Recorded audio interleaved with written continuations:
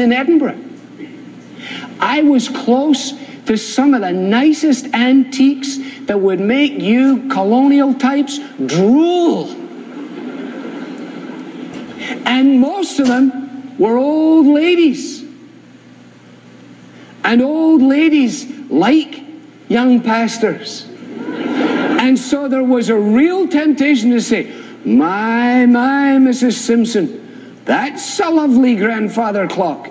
Nudge, nudge, wink, wink, know what I mean. So that you could be coming out of the house with grandfather clocks and old things. How did the visitation go today? Very nicely, good day. Good day at the office. Look at this, look at this.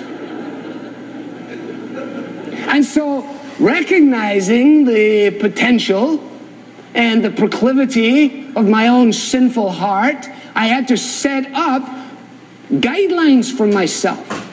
Because I found unwittingly initially that if you said, for example, there's a beautiful painting at the end of the hallway, the chances are it has your name on it. Not that you got it immediately, it went in the lady's will. And all of a sudden you're in 50 million people's wills. You know, this is not good. Verse 9, they must keep hold of the deep truths of the faith with a clear conscience.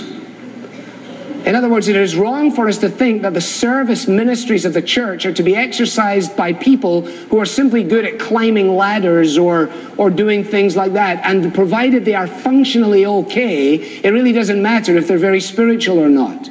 That is the height of stupidity. Because just in the same way as the fact that there are no menial tasks within the kingdom, there are no unspiritual tasks within the kingdom. The way in which we do everything, it will convey that which is the very bedrock of our existence. And so, says Paul, these individuals are to be men who hold the deep truths of the faith and do so with a clear conscience. The word mystery in the King James Version is not something that is unable to be apprehended by the mind of a man, but it is a reference to something that was previously hidden and which has now been revealed. And it's one of the words that Paul uses as a description of the gospel. In other words, the deacons are to be gospel men. They're to be men who understand the Bible, who are committed to the deep things of the faith, and who are able to hold true to that and to do so with a clear conscience. Again, remember, they're going in and out of the homes of different people.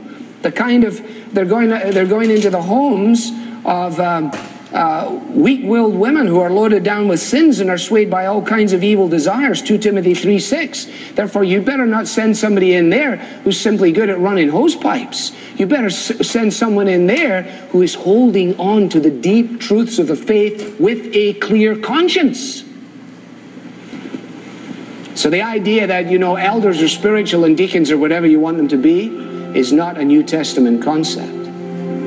The spiritual demand is the same for both. The function differs.